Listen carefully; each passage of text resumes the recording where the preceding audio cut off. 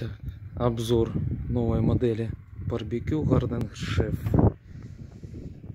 Так, может быть вариант такой вот шлифовки бетона. Вот как она выглядит. С торца тоже шлифована. Вот, может быть облицована керамогранитом. Вот, керамогранит клеится на жидкие гвозди. Таким вот образом выглядит. Это секция под варочную поверхность двухкомфорочную.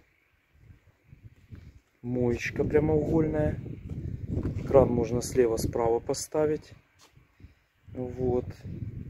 Это у нас дозатор для моющего. Вот. Вот так выглядит.